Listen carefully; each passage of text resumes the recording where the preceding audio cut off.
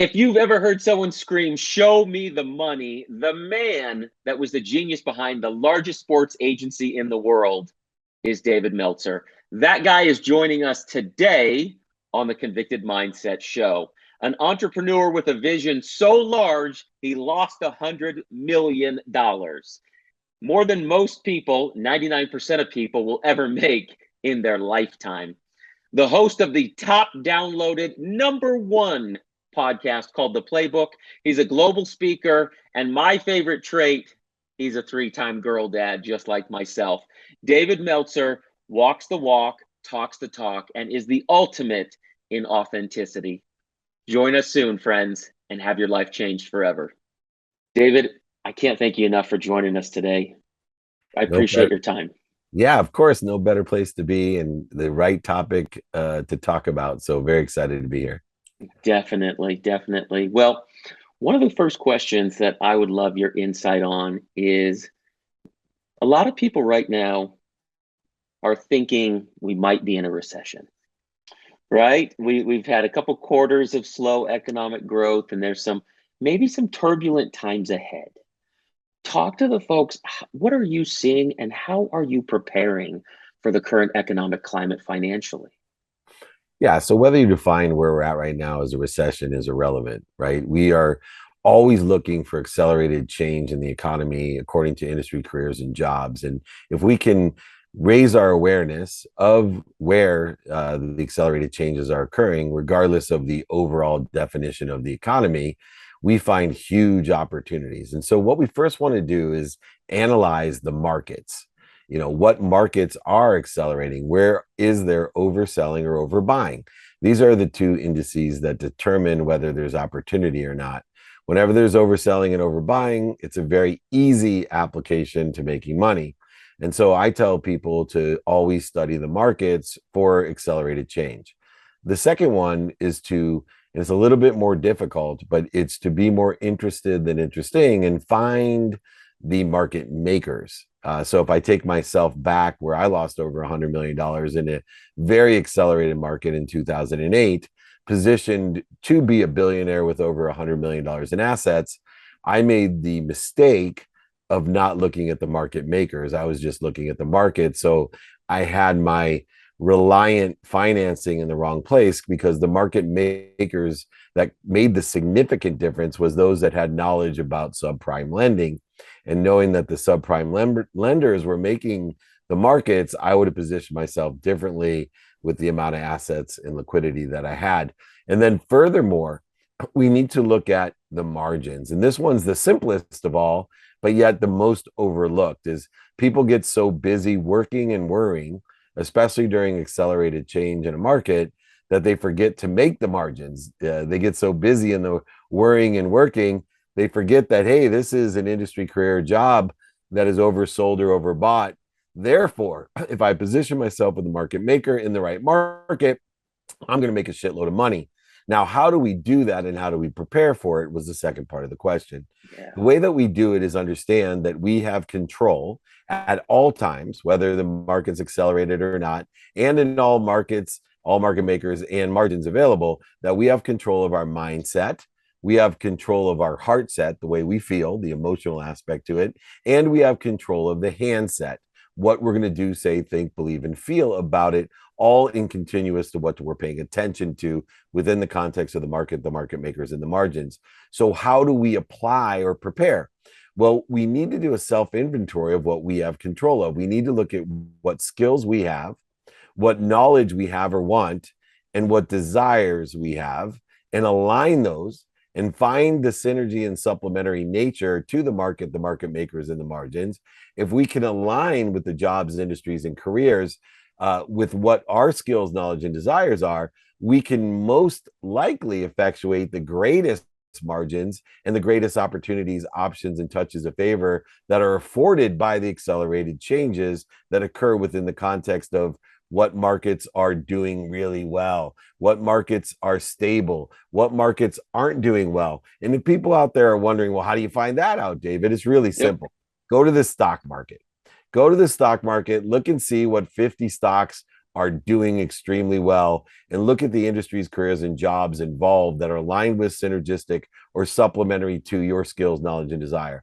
Look at the stock market right now. Look for a stock that hasn't moved in the last 6 months, and you're looking at a really stable company.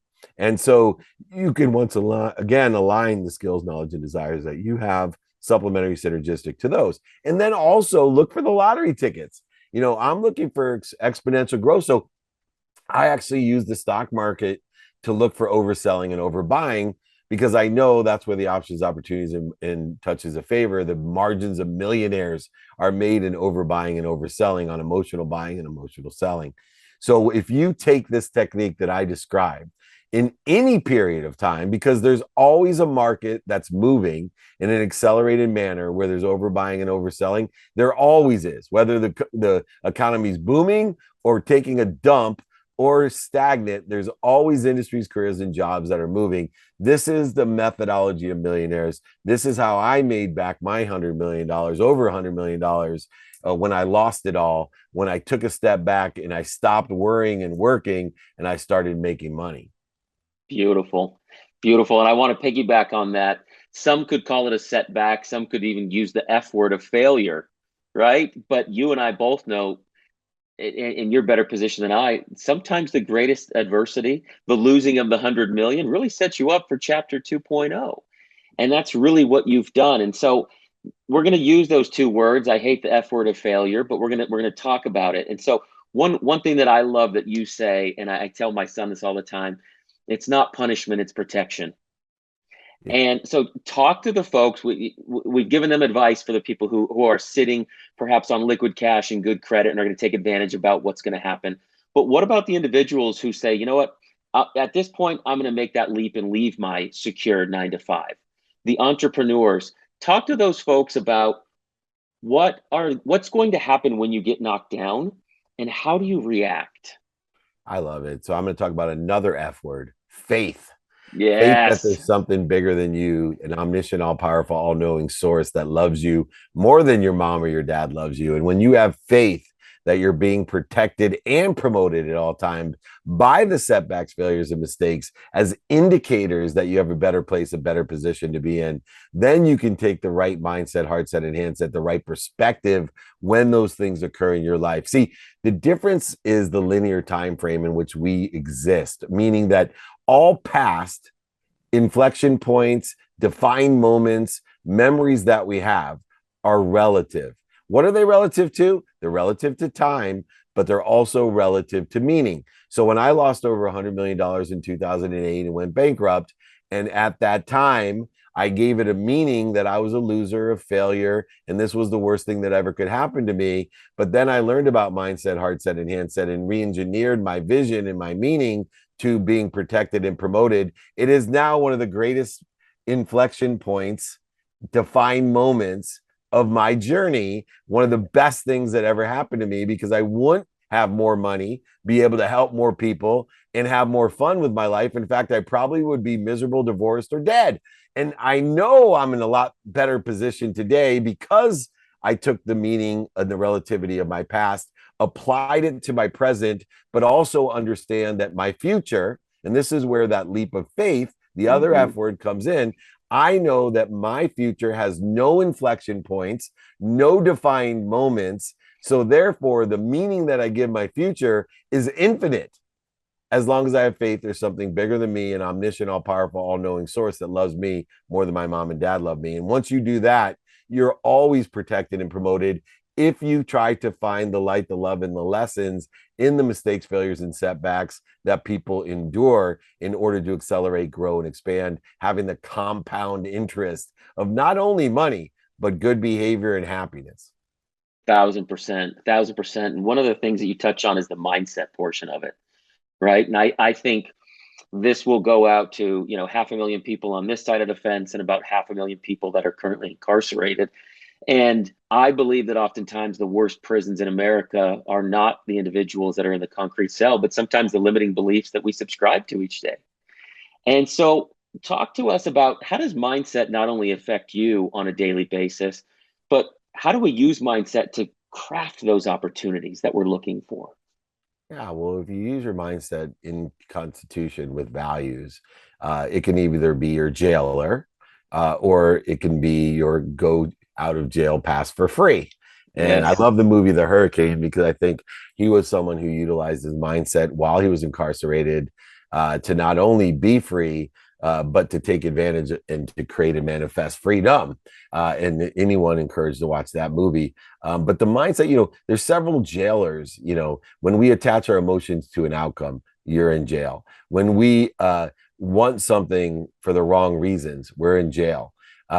So many different things, all that are congruent with your mindset. So remember, your mindset is what determines your heart set, the way you feel, and the way you feel determines how you use your hands, what you do.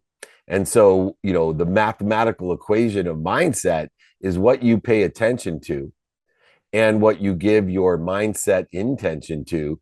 What we do, say, think, believe, and feel will equal the coincidences or better than you think you want. You may not be able to interpret or translate the occurrences in the present as better, but I promise you, with the correct mindset, that every occurrence in the present, based off of the lessons in the past, will create a future brighter and better than you ever imagined. Beautiful. I love it. Talking about the future and the brightness, I think in today's culture, we subscribe to a lot of social media beliefs. I made a post last week. I made a statement. It ruffled some feathers. And so oftentimes, you're right when it ruffles some feathers. And I said, hashtag all your gurus are broke. And it wasn't just a financial post, but it was more of a depth of capacity. I've found that on social media, and I'd love your perspective here, the individuals that we seem to be following oftentimes haven't spent much time in the trenches. And so when I see your content, you've been there, you've built the $100 million brand. Why don't we see you in front of the Gulfstream 550? Yeah, one of the more frustrating things, today is actually National Book Lover Yeah. Day. It's National Book Lover Day. And so every day I give away my book for free. I don't Yep. charge for shipping. I sign it, I pay for the book. And what's frustrating is so many people are standing literally and figuratively in front of jets they don't own, Yes. or houses they don't own, or cars that they don't own, and or selling books by calling it shipping. Right? They say, "I'll give you my book for free. It's only $9.99 for shipping." Well, look, my book costs $2. It costs $3 to ship. And so it's $5 gift every time I send one out, which is exponentially well worth it in my mission to empower other people. Because to me, reading that book's the best way to start. And if I, for $5, I can build my army of empowered people to empower others, it's an easy way. In essence, my book can empower 1,000 to empower 1,000 to empower 1,000. So it's going to cost me $5,000 to empower over 1 billion people. Yes. But these idiots out there, right, are lying to themselves, Mm-hmm. and they're projecting insecurity onto other people, creating interference by creating something that's not real. I will tell you how to get everything you want. Have values, use gratitude, forgiveness, accountability, and effective communication. Utilize daily practices to enjoy the consistent, everyday, persistent, without quit pursuit of your potential. Know that you need to receive to give. And in order to receive, you need to know what you want to receive, who you can help with what you receive, who can help you receive what you want to receive, and how best efficiently, effectively, with statistically successful you can receive by being productive, accessible, and gracious.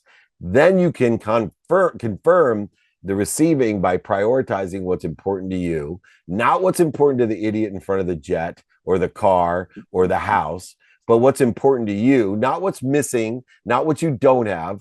But when you know the what, the who, and the how, you know what's important to you. You now know how to prioritize, which will be the antidote to procrastination, the antidote to feeling overwhelmed. So instead of searching like these idiots for more money, more wealth, more happiness, and more worthiness and more health, you will realize that you are happy, healthy, wealthy, and worthy, and let Dave Meltzer help you figure out what you're doing to interfere with it instead of trying to get something you already have. Living in and applying your why, not searching for a why you already have. Golly, it's all inside of us, isn't it? Absolutely. It's so beautiful. I think one quote that I've just been focused on, and it came to my mind last week. I'll tell you how, but I think this directly applies to you. I know it does. But the ultimate flex for me right now in my life, and probably for you as well, correct me if I'm wrong, is giving it all away. Well, I call it acknowledgement. This is a great point. This is a fantastic point, Trav. So, here's how it works. Most people, believe it or not, appreciate what they have. And that means they're adding value, they're expanding what they have, but they don't understand the next two steps of passion, purpose, and profitability. The next step is something called acknowledgement. The only way we can acquire the knowledge, acknowledge what we have, is to either give it away or not have it anymore. I actually believe when something is stolen from me, when I lose it, when it's manipulated from me, it actually is more valuable than even when I give it away, because I learn so much more when someone steals from me, manipulates it from me, or I lose it. But it still has the same effect called acknowledgement, because you cannot acquire the knowledge of what you have until you don't have it anymore. Then comes the maximum, most missed element of passion, purpose, and profitability. Most people appreciate what they have and expand themselves along with the universe.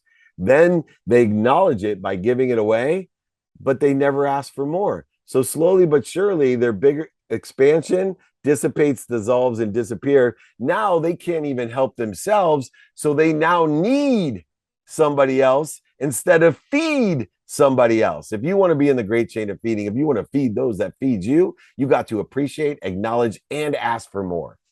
It's so beautiful. It's so beautiful. Let's feed this younger generation. One thing that's on my mind, if an individual has an incarcerated father, I'm a father of four. I know you're a father as well. They're six Four. times more likely. You have four? Yeah.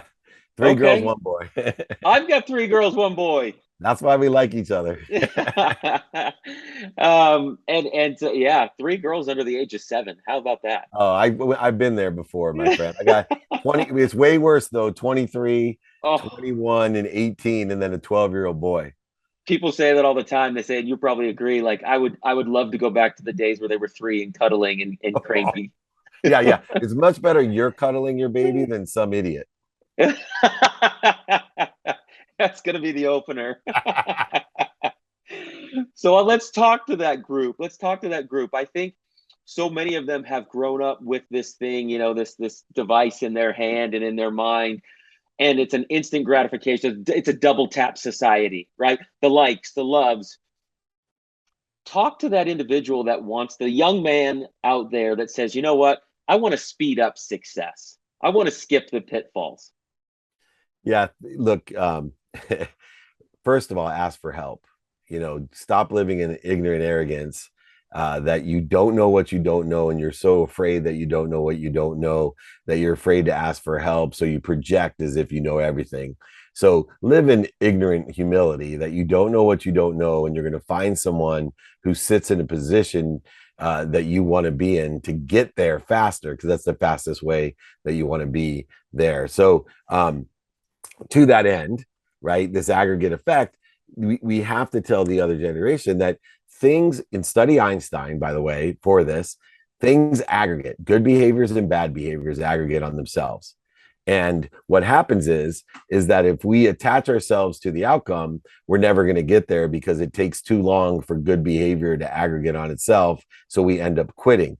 See, bad behavior, on the other hand, we don't ever expect a result. So we'll never quit a bad behavior until it's too late, because by the time we become aware of the aggregate effect of bad behavior, we're in jail, we're sick, we're dead, we have cancer, whatever the bad behavior has caused. And so what I try to tell young individuals is it's so important to surround yourself with the right people, the right idea, to find people that are in a position you want to be in and ask them for help. The fastest way to get to where you want to be, if you want to speed up the process, you don't have to experience the dummy tax, but you have to learn from someone that has.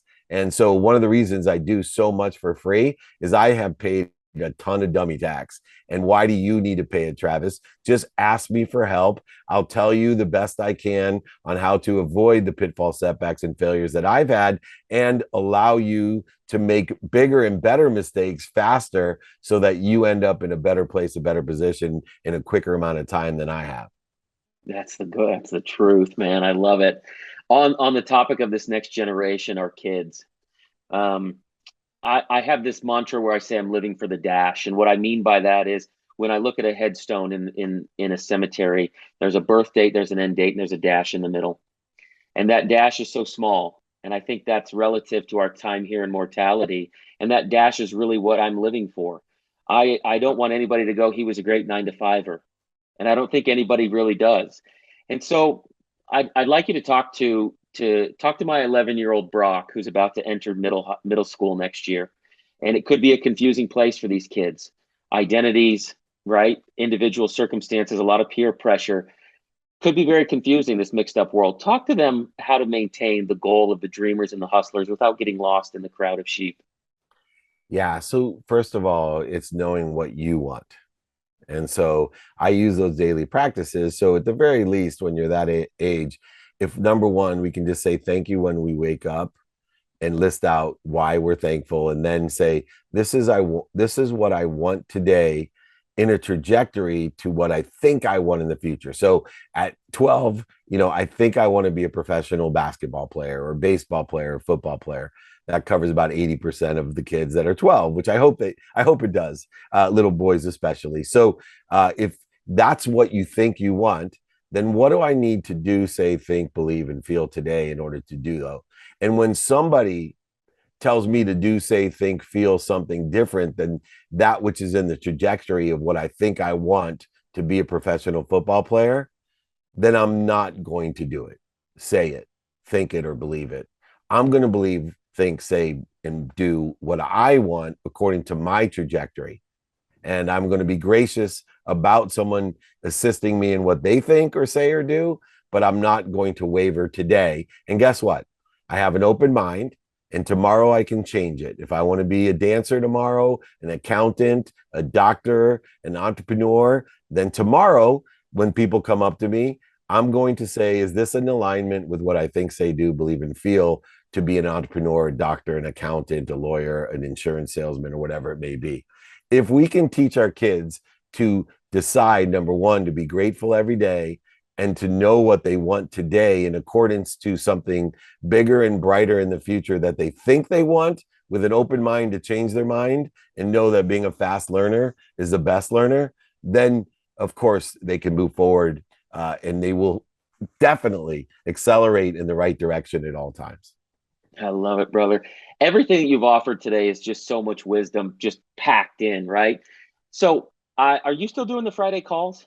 I do Friday trainings for over 22 years, free, in person and Free online. still. I do every type of training. I'm the only one in the world that I have such a wide, I've done mommy issue trainings. I've done ultimate ego trainings. I've done sales trainings. I've done negotiation trainings. I've done every training, and I'm continuing to create even more types of. I've done mindset trainings, handset training. I've done feelings training. I've done Jewish guilt training, whatever you can think of for 22 years. And I do them every Friday, and all of them are available on my podcast. It's actually the most down, more than Ed Milet and Tom Bilyeu and Brett Favre and The Cameron. Playbook. The Playbook, yeah. It's funny because more people want to listen to the trainings than they do the famous people. So I appreciate that. I love it. Well, to be honest, brother, you're famous, and it's that you are, man. And I think I don't want to get stuck on the social media aspect of it, but to me, the authenticity in your journey is what separates you from so many people that I meet with and talk to. True Thanks. story. It really is. And so it's a conversation I'm grateful for. It's near and dear to my heart. I hope we change thousands of lives. I'm going to Billions. make sure to get with Nick. Billions. When I very first started, I said I want to change 1 billion lives. So Over 1 billion. Don't limit yourself, Travis. You can do right. it, man. Never limit Think yourself. bigger. Yeah. Think bigger. I'll make sure I get all those links from Nick, and we'll make sure they're all posted everywhere. But my friend David, I love you. I appreciate you, and continued success, health, and happiness, my brother. Thank you, everyone. Be kind to your future self. Ask me for help David at dmeltzer.com. Thank you, Travis. I'll be back. Take care. Thank you. Bye. Thank you.